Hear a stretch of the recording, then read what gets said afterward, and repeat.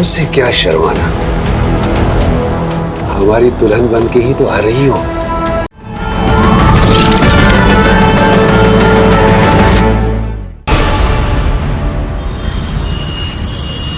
मुझे सब पता है तू क्या करना चाहता है। अरे अम्मी, क्या गलत कह दिया हमने? एक बात बताओ, अच्छा खासा लड़का है वो, खुद की चक्की है उसकी, खुश रखेगा हमारी रुबैया को, देख लेना। बहन की खुशी की इतनी फिक्र होती तो 50 साल के बुढ़े का रिश्ता न लेकर आता तू।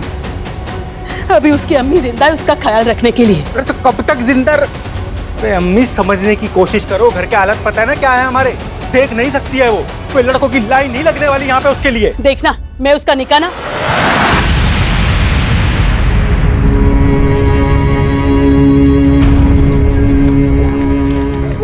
भाईजान, आप बिल्कुल चिंता ना करें।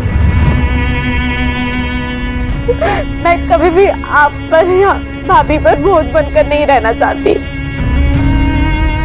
रुबैया, तू तो मेरी जान है, बोझ थोड़ी ना।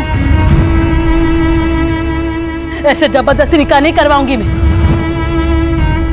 देखना मेरी गुड़िया का निकाह नेक, ईमानदार, फरमाबरदार लड़के से करवाऊंगी मैं। हाँ अम्मी, क्यों नहीं? एक लड़की जो देख नहीं सकती, जो हूर की परी है, उसके लिए करोड़ों की गाड़ी में आएगा ना लड़का निकाह पढ़ने के लिए। अम्मी, ये ख्वाब है तुम्हारा, ख्वाब ही रहने दो। वो ना अल्लाह देखेगा, तू अपना काम कर। आ बेटा आ।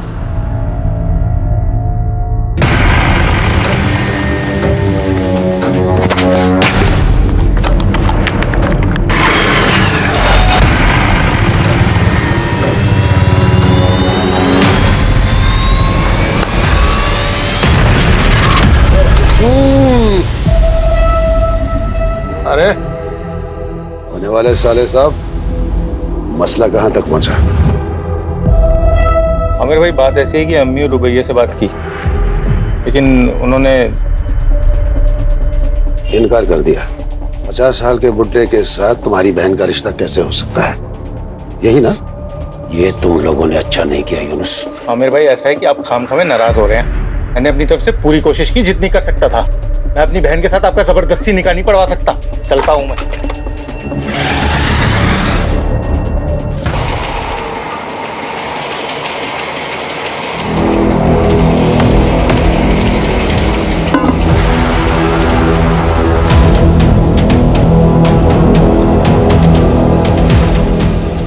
अरे हमसे क्या शर्माना, हमारी दुल्हन बन के ही तो आ रही हो। तुम्हारे भाई यूनुस से बात हो गई है।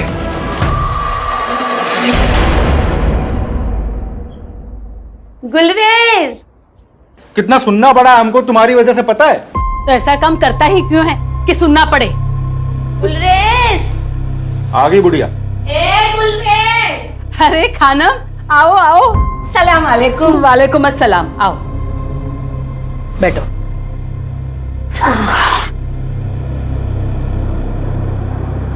आराम से आराम से। खबर ही ऐसी थी कि अपने आप को रोक नहीं पाई। क्यों?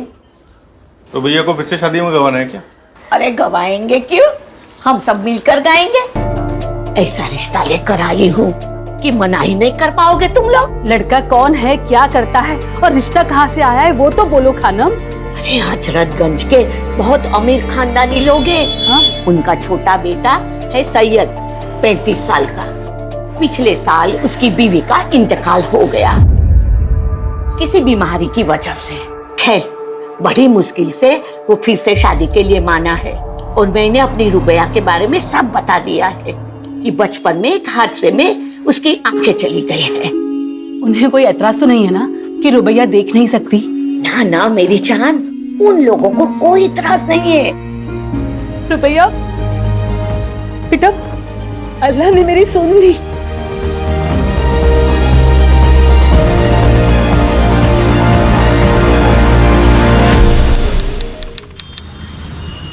सैयद अमीन इब्न तौफीक अमीन, आपका निकाह रुबैया शेख बिनते फैज शेख से टिक्का राइजुल वक्त 51,000 में तय पाया है। क्या आपको कबूल है? जी कबूल है। भाई कबूल है, मुबारक हो। मुबारक हो बेटा, मुबारक हो। रुबैया शेख बिनते फैज, आपका निकाह सैयद अमीन इब्ने तौफीक अमीन से सिक्का राइजुल वक्त 51,000 में तय पाया है। क्या आपको कबूल है? जी कबूल। भाई कबूल है, मुबारक हो, मुबारक हो, मुबारक हो।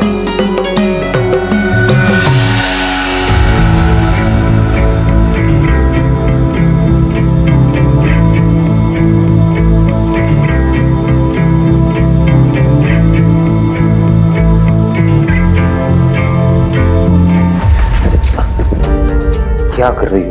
अभी टकराती। वो मैं इस कमरे की चीजों को पहचानने की कोशिश कर रही हूँ ताकि आगे जाके ठोकर ना लगे। आओ बैठो।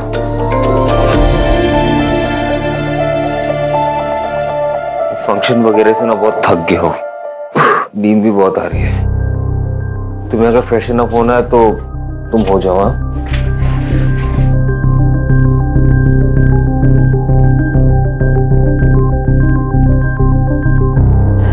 आपसे एक बात पूछूं? आपको सच में कोई एतराज तो नहीं है ना कि मुझे दिखाई नहीं देता?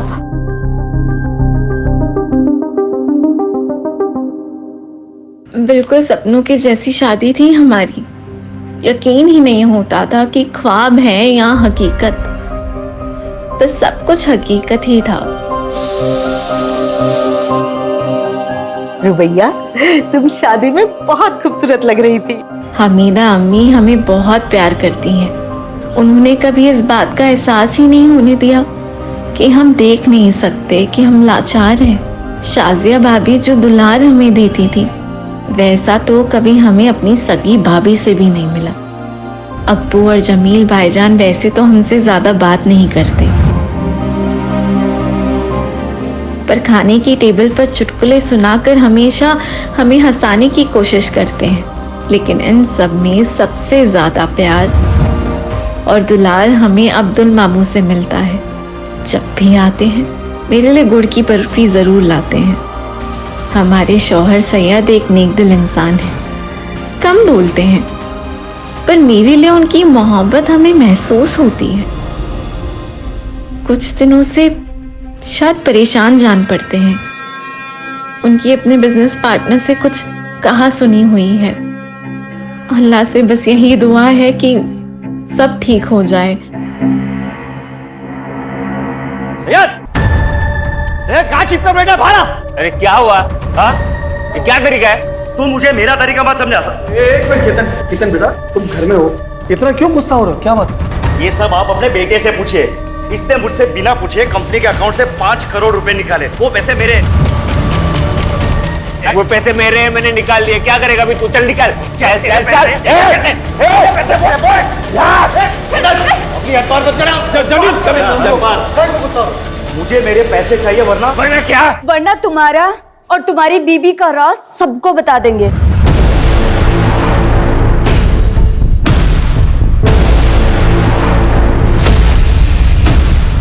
कौन सा सच और क्या बोल रही हैं ये?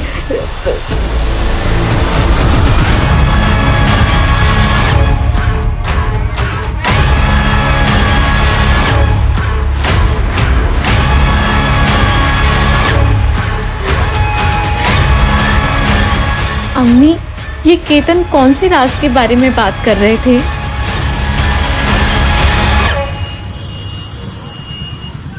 हाँ मित्र। अच्छा वहां भी नहीं है। अच्छा एक काम करना अमित, अगर सैयद तुम्हारे यहाँ आता है या तुम्हारी बात होती है उससे, तो तुम फौरन हमें बताना। हाँ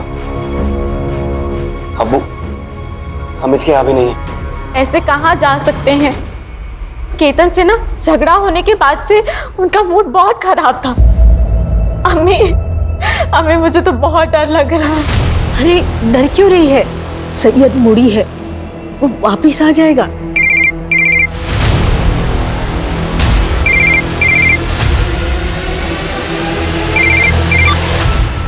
हेलो सब मैं दामोदर साहब, फैक्ट्री का वॉचमैन। सैयद साहब यहाँ पे खून में लथपथ पड़े साहब। क्या?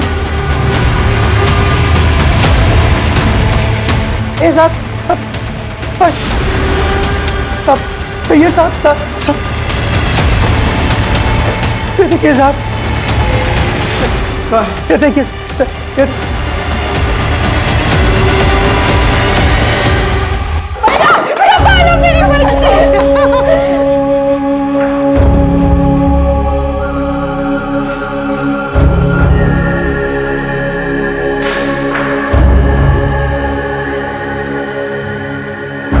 कुछ रोज पहले केतन आया था दीना के साथ मेरे घर पर। उसने सैयद को धमकी दी थी कि अगर सैयद ने उसके पैसे वापस नहीं किए तो पता नहीं सैयद का कौन सा राज खोल देगा वो। मुझे मेरे पैसे चाहिए वरना क्या? वरना तुम्हारा और तुम्हारी बीबी का राज सबको बता देंगे। किस राज की बात कर रहा था? हमें कुछ समझ ही नहीं आया।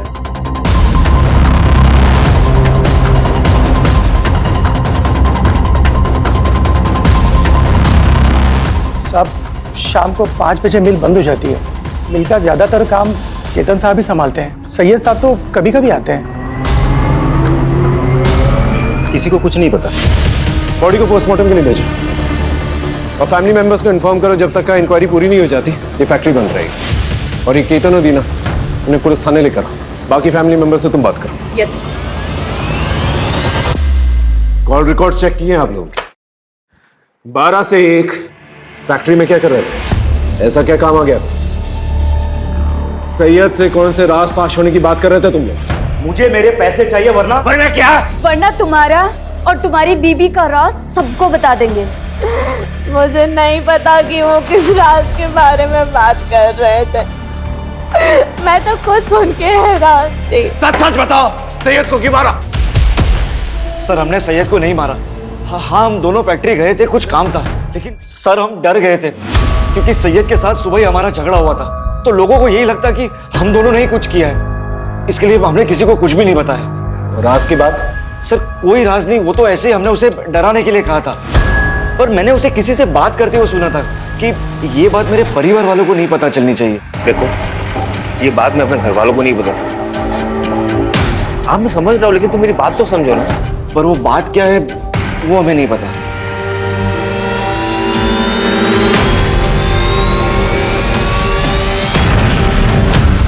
सैयद का फोन रात के 8 बजे बंद हुआ था लालगंज एरिया के आसपास और सैयद के ऑटोप्सी रिपोर्ट के मुताबिक उसका खून हुआ रात के 9 बजे के आसपास। लेकिन सर केतन और दीना तो रात के 12 बजे आए थे फैक्ट्री में।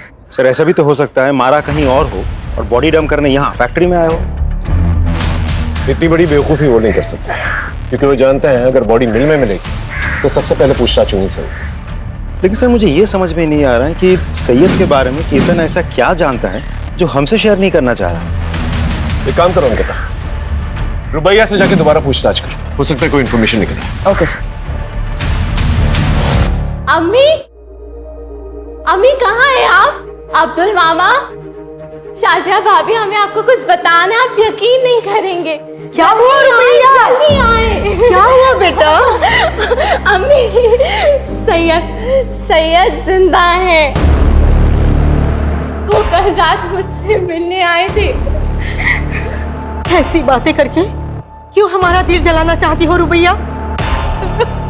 रुबैया की बातों पर ध्यान मत दो, वो अभी होश में नहीं अबू मैं सच कह रही हूँ, सैयद जिंदा है। वो कल रात को मुझसे मिलने आए थे। हाँ बेटी, हाँ बच्ची समझ रहा हूँ मैं। तुझसे बहुत प्यार करती थी इसीलिए तुझे ऐसा लग रहा है। नहीं, आप लोग मेरी बात का यकीन क्यों नहीं कर रहे? सैयद जिंदा है, मैं सच कह रही हूँ, मेरे सैयद जिंदा है।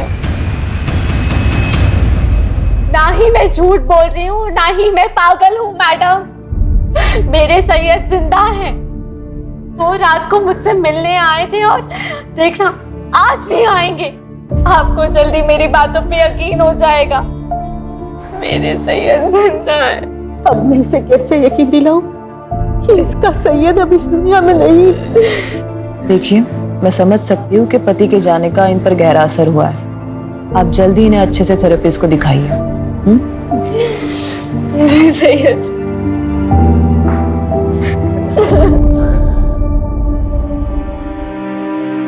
क्यों कोई मेरा यकीन नहीं कर रहा है कि अब जिंदा है सैयद? कहीं ये मेरी कोई गलत फहमी तो नहीं? नहीं, मैंने महसूस किया है आपको। मुझे सबको साबित करना ही होगा कि आप जिंदा हैं।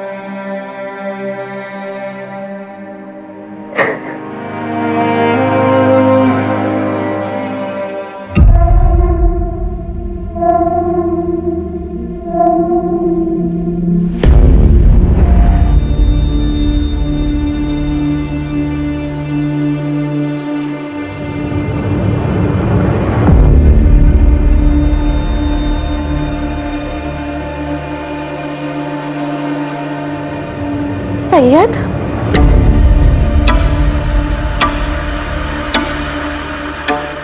सैयद तुम आ गए।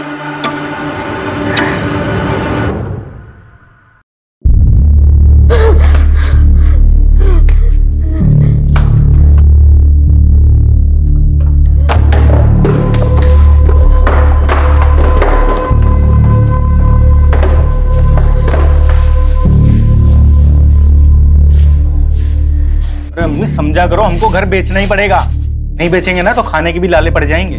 दुकान बंद हो गई है तो दूसरा काम कब मिलेगा उसका कुछ पता नहीं है। रुबैया का फोन है। हाँ रुबैया, बोल मेरी बच्ची, तू ठीक है ना? अम्मी, मैं आप लोगों के यहाँ पे थोड़े दिन हरदोई रहना आना चाहती हूँ। यूनुस भाई को कहिए ना कि मुझे लेने आएंगे। हम नहीं जाएंगे, लखनऊ से वापस आने में पूरा दिन चला जाता है हमारा। कोई बात नहीं, मैं खुद ही आ जाऊंगी। आप उस यूनुस भाई को कहिए ना कि मुझे बस स्टॉप पे लेने आ जाए।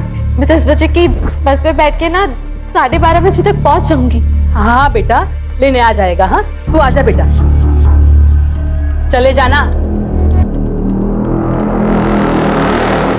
ऐसे अचानक जाना है तुम्हें? क्या हुआ? सब ठीक तो है ना? हाँ सब ठीक है, बस मुझे मेरी अम्मी की याद आ रही है। मैं समझ सकती हूँ, अब्दुल मामू अभी आने ही वाले होंगे, वो तुम्हें छोड़ देंगे। नहीं नहीं, आप टेंशन ना लें। मैंने भाभी से कहकर कैब बुक करा दी है। मैं खुद ही चली जाऊंगी, खुद ही चली जाऊंगी।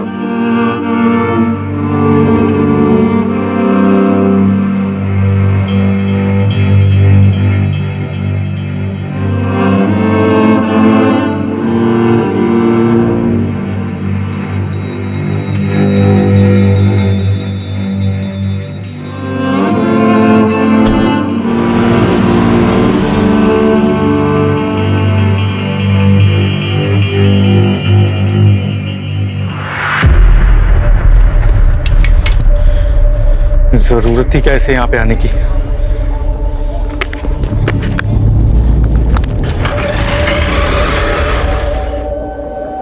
आ जाओ हरदोई हरदोई हरदोई, चलो चलो चलो जल्दी जल्दी जल्दी।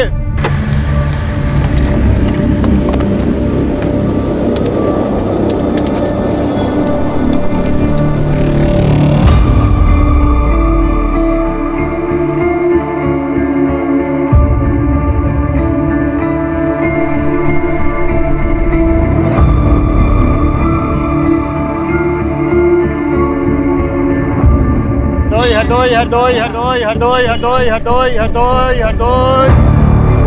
कहाँ जाएंगे मैम? ये बस हरदोई जाएगी। हाँ जी हाँ जी हाँ जी, आइए आइए।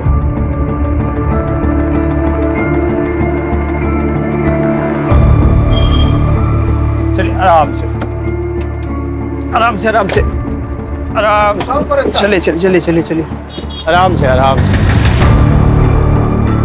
एक सेकंड, आगे आगे आगे आगे आइए, आगे आइए, यहाँ बैठिए। हाँ चलिए चलिए चलिए अंदर की तरफ। हाँ बैठ जाइए, मैं आपका सामान यहीं रख देता हूँ, ठीक है? चलो भाई बैठ गए सब लोग, अपना अपना सामान रख लो ठीक से, ठीक?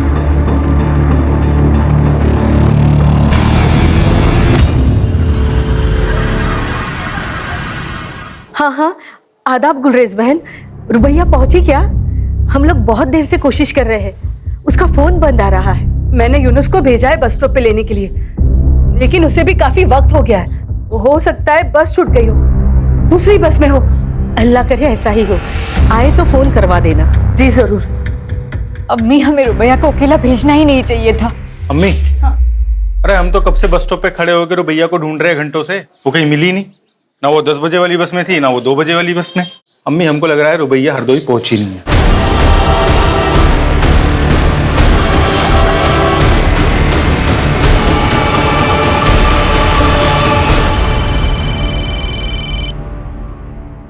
हाँ बोलो।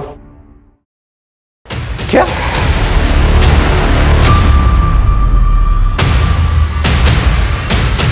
रुबैया मिसिंग? कहाँ चली गई मेरी बच्ची? पता नहीं क्यों उसे यकीन था कि सैयद जिंदा है और वो उसे रात में मिलने आता है। मुझे लगता है कि शायद इसीलिए मेरे पास आना चाहती थी, ताकि उसके ससुराल वाले को ये ना लगे कि उसकी दिमागी हालत ठीक नहीं है। हमने कभी उसे ये सब नहीं कहा। अच्छा एक बात बताइए, सैयद और रुबैया के आपसी रिश्ते कैसे थे? मेरा मतलब है उन दोनों में सब कुछ ठीक ठाक चल रहा था? सर, दोनों के बीच के रिश्ते बड़े अजीब थे। सैयद रुबैया से हमेशा एक दूरी बनाए रखता था, कभी बात भी नहीं करता था उससे। पर रुबैया हमेशा कहती थी कि कमरे में वो बड़े प्यार से रहता है। सर, मुझे ये बात बड़ी अजीब लगती थी।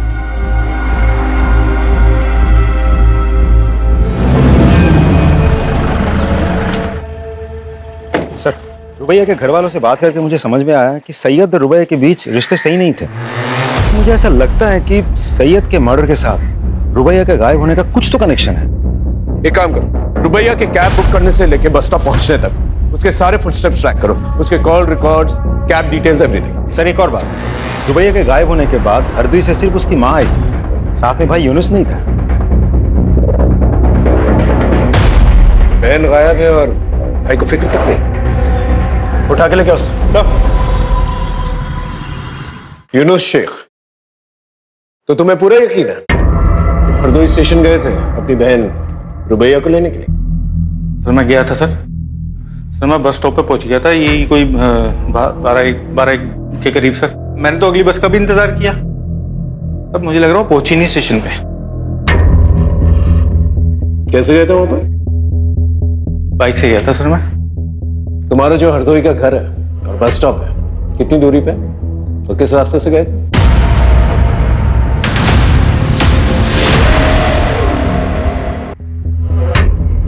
दूरी तो सर यही कोई 10 किलोमीटर की दूरी पे है सर। और फिर आता है सबसे पहले राउदी चौक आता है और फिर उसके बाद एक बड़ी सी बाजार आती है सर, उसके बाद बस स्टॉप। नहीं सर, उससे पहले ही एक बड़ा सा आम का बाग भी आता है, उसके बाद आता है 2 किलोमीटर की दूरी पे है बस स्टॉप। ठीक है, जाओ, लेकिन जब भी बुलाएंगे वापस आना। आ जाऊंगा सर।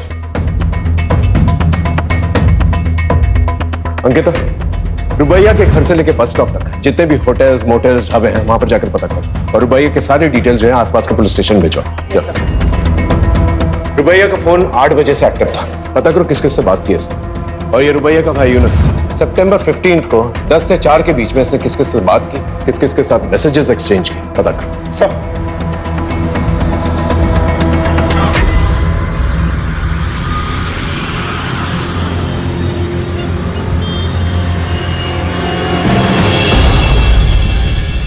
रुबैया को छोड़ने के 3 दिन के बाद तू काम पर लौटा। आता 3 दिन तक। और रुबैया कहां पर है? बोल। कौन रुबैया? ये गांव गया था, बाप बीमार है, आप फोन करके पता कर लो। और रही इस लड़की की बात, मैंने उसको बस में छोड़ा, वो बस में बैठी और मैं वहां से चला गया। तूने उसे बस में बैठते हुए देखा था? साहब, मैडम को दिखाई नहीं देता था, इसलिए वहां पे तब तक मैं रुका रहा जब तक वो बस में बैठ नहीं गई। वो खिड़की की तरफ बैठी थी। लेकिन साहब, आप लोग मुझसे क्यों पूछ रहे हैं ये सब? मैंने कुछ नहीं किया। हो सकता है तू कुछ नहीं जानता, लेकिन रुबैया तब से गायब हुई है जब से तेरी गाड़ी में बैठी है। सर, इसके बाद भी मेरी बुकिंग थी, आप चेक कर लीजिए। जब तक का ये केस सॉल्व नहीं हो जाता ना, तेरी ये गाड़ी जो है ना हमारी कस्टडी में रहेगी। जा, और शहर छोड़कर जाने की कोशिश मत करना। गाड़ी कस्टडी में। सर,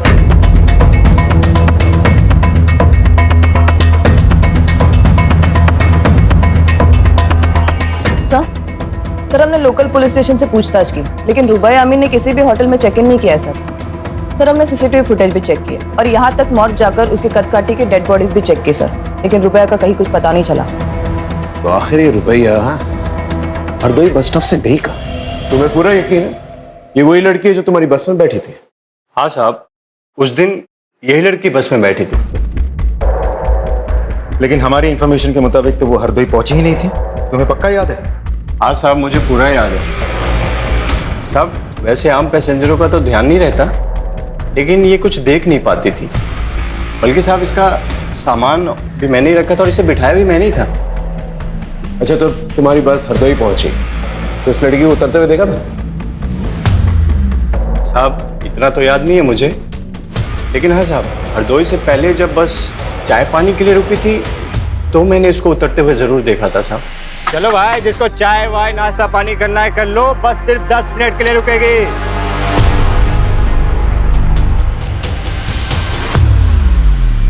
अच्छा, इस लड़की को दोबारा बस पे चढ़ते हुए देखा था आपने? हाँ सर, हमने देखा था।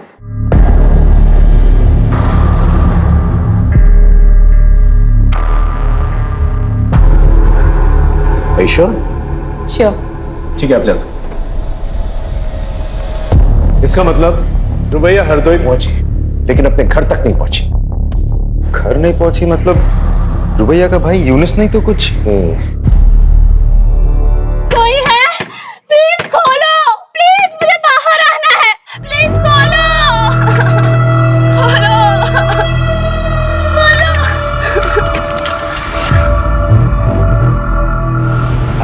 झूठ बोलता है? हाँ, तेरे कॉल रिकॉर्ड चेक किया हमने। तू हरदोई बस स्टॉप गया ही नहीं था। क्यों नहीं गया था? रुबैया को घर लाने क्यों नहीं गया था? कर गया था सर मैं। तो मेरी बीवी है ना बानो, तो रोज लड़ती थी रुबैया की वजह से, और इस बार उसने मुझे धमकी दी थी, बोला था कि अगर रुबैया घर में आई ना तो घर छोड़ के चली जाएगी। क्या करता सर मैं? नहीं गया। मेरे फोन का इंतजार करो, दूसरे को भी ठिकाने लगाना है। ठीक है लाला।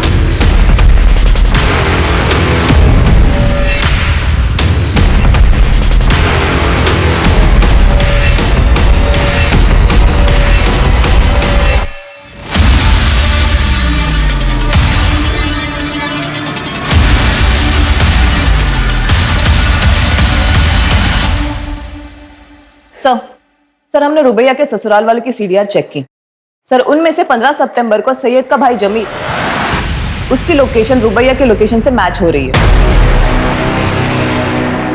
राजीव, इस जमील को उठा के लेके आओ।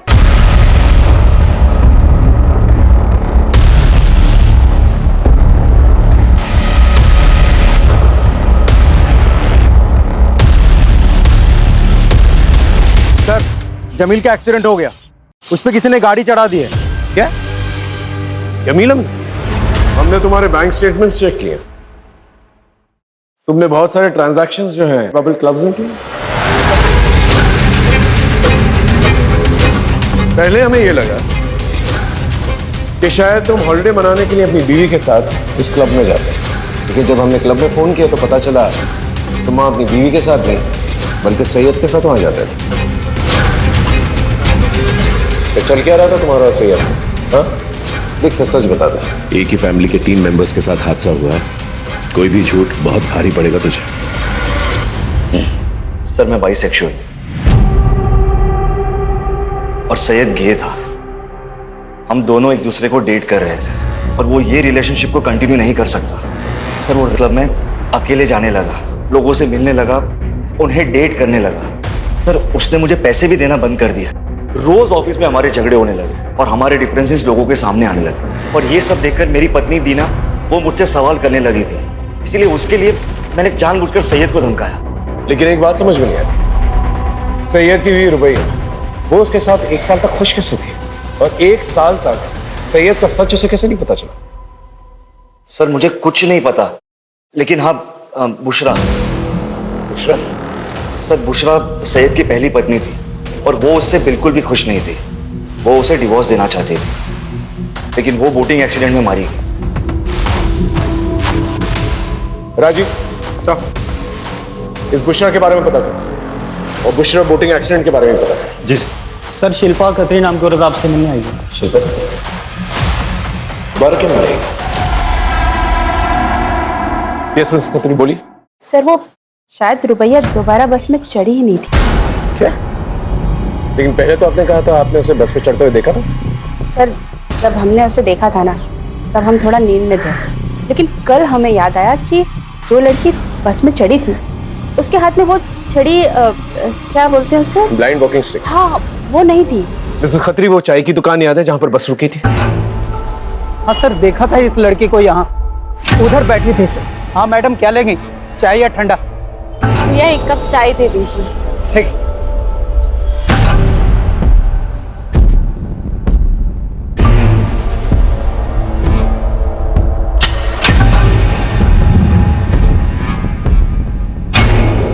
तो तुम कह रहे हो एक आदमी आया था उससे मिलने के लिए, फोन पे उससे बात करवाई और वो लड़की उसके साथ चली गई? जी सर। उस आदमी की शक्ल याद है? नहीं सर, शक्ल तो नहीं याद है, लेकिन हाँ सर, उसकी काली काली दाढ़ी थी और यही बैठा हुआ था सर। और उधर दूर में एक ब्लू कलर की बहुत बड़ी गाड़ी थी सर। ये आदमी लड़की को गाड़ी में लेकर गया, उसमें 2 लोग बैठे हुए थे और गाड़ी चली गई सर। ठीक है, थैंक यू। सर रुबैया जिसके भी साथ गई है अपने भरोसे से गई है। नहीं, उसने उस पर भरोसा नहीं किया जिसके साथ गई, उसने उस पर भरोसा किया जिससे उसने फोन पर बात की। वो हरदोई अपनी अम्मी के घर पहुंचना चाहती थी, अपनी अम्मी को शायद कुछ बताना चाहती थी, लेकिन वो हरदोई पहुंच नहीं पाई।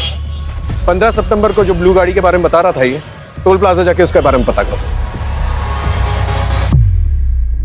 ये सच है अंकल, सैयद को लड़कियों में कोई दिलचस्पी नहीं थी और ये बात सैयद की पहली पत्नी बुशरा को भी पता था। झूठ है ये सब। बुशरा सैयद के बच्चे की मां बनने वाली थी। रुबैया और सैयद दोनों बहुत खुश थे और आप कह रहे हैं कि उसे औरतों में कोई कुछ भी कहेगा आप उसका विश्वास कर लेंगे? अरे वो हमारे घर का बच्चा था। इस बूढ़े ने 2 जवान बेटे खोए हैं साहब। ऐसे वक्त में तो इस घर में इस तरह की बेहुदा बातें मत कीजिए आप। और कोई है जो हम सबको एक एक करके मारना चाहता है, उसे जाकर ढूंढिए आप। पता नहीं हमारी बच्ची रुबैया किस हाल में है, पता नहीं वो जिंदा है भी कि नहीं। फिरोजपुर के टोल प्लाजा का सीसीटीवी फुटेज आ गया और फ्रंट सीट पर बैठे 2 आदमियों का चेहरा दिख रहा है। कौन है ये लोग? गगन और बबन सर ये दोनों हिस्ट्री शीटर्स हैं और फिरोजपुर के ब्रोथल से भी इनका कनेक्शन है। उस गाड़ी के बारे में पता चला? किसके नाम पे रजिस्टर्ड है? जी sir, Jameel. Jameel Ameen? Yes sir. Sir वही रुबैया को लेकर गया था और इसके पहले कि हम उससे कुछ पूछ पाते उसका मर्डर हो गया सर। विक्टिम की मौत गला काटने से हुई है। बॉडी को 48 आवर्स हो चुका है और इसके साथ एक और जो लड़की की बॉडी आई थी जो बच गई, लेकिन दुख इस बात का ज्यादा है कि विक्टिम प्रेग्नेंट थी। Pregnant? She was 2 months pregnant. लेकिन ये कैसे हो सकता है? इसके पति को मरे हुए तो 3 महीने हो चुके। सैयद जिंदा है, वो कल रात को मुझसे मिलने आए थे। सर क्या हो रहा था इसके साथ उस घर में? कहीं इस बच्चे का बाप जमील तो नहीं, कहीं वो रुबैया के अंधेपन का फायदा तो नहीं उठा रहा था? हाँ बोलो। सर जमील के आदमी बब्बन और गगन का पता चल गया है। उन दोनों की लोकेशन गवर्नमेंट हॉस्पिटल की है जहां आयशा का इलाज चल रहा है।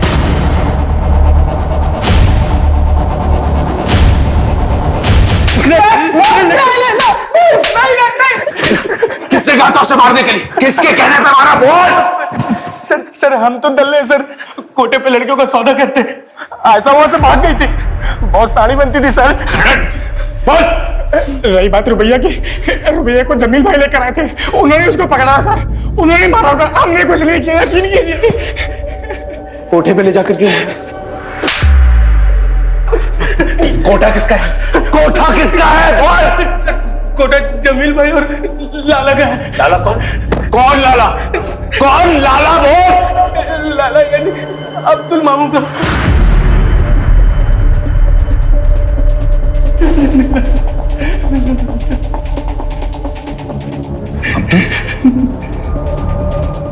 लेकिन अब्दुल तो रुबैया को अपनी बेटी मानता था और जमील और सैयद उसके अपने भांजे थे।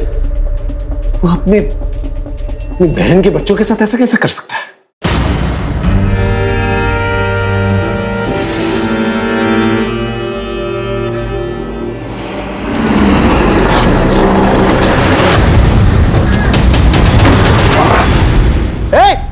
गर्दन पर गोली लगी है, हॉस्पिटल लेके जाओ। सर लेकिन अब्दुल ये सब करेगा ही क्यों? और इन सब में जमील कैसे फंस गया? क्या चल रहा है मुझे कुछ समझ में नहीं आ रहा है, अजीब पहेली है। सैयद की पहली बीवी बुशरा, वो भी प्रेग्नेंट थी ना सर, और उसकी मौत बोटिंग एक्सीडेंट में हुई थी। सबका जवाब हमें हिसार में मिलेगा। सर, सन 2020 में भी भूषण अमीन ने अपने पति और ससुर के खिलाफ रिपोर्ट लगाई थी। ये देखिए रिपोर्ट। सैयद के खिलाफ तो कंप्लेन समझ में आती है, लेकिन तौफीक अमीन के खिलाफ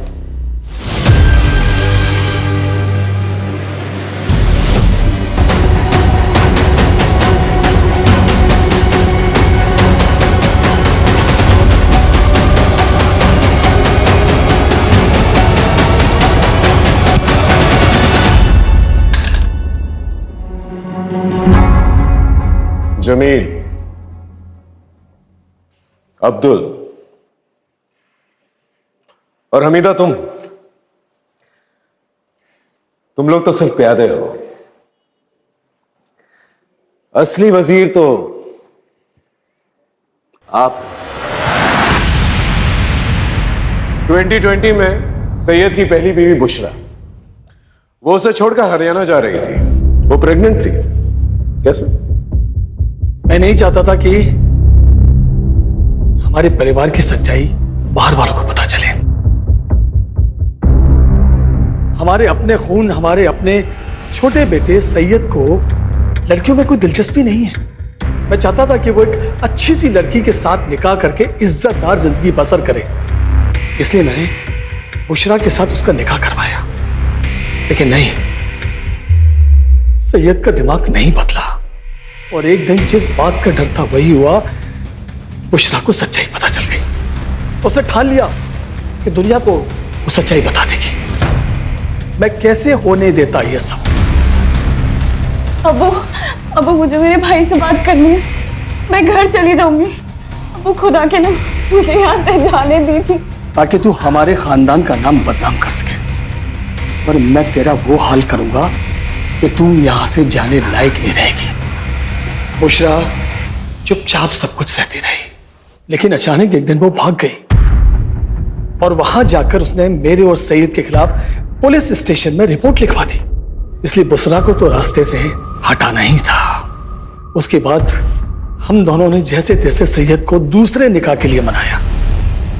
रुबैया हमारे परिवार के लिए एकदम सही थी। वो देख नहीं सकती थी। सैयद रात को घर में होता नहीं था। हम सैयद का इत्र लगाकर रुबैया के कमरे में जाता था। रुबैया को कोई शक नहीं होता था। वो सिर्फ इतना पूछती थी, सैयद तुम आ गए? अपने परिवार को आगे बढ़ाने के लिए जो भी सही था वो मैंने किया। लेकिन अपने बेटे सैयद को क्यों मारा? एक दिन उसके दिमाग में भी फितूर चढ़ गया। आपको ये बात समझ में क्यों नहीं आती कि मुझे लड़कियां नहीं लड़के पसंद है, और इसमें कोई गलत बात नहीं है। देखो, आप उस लड़की के साथ जो करना चाहते हो आप करो। उससे निकाह करनी है, उसके साथ सोना है, उसके साथ घूमने फिरना जाना है, जो करना है करो। लेकिन मुझे अपनी सच्चाई के साथ जीना है और मैं अपनी सच्चाई सबको बता के रहूंगा। सिंपल है। और मैंने अब्दुल से सैयद को मरवा दिया। लेकिन एक दिन रुबैया को भी मेरी सच्चाई का पता चल गया।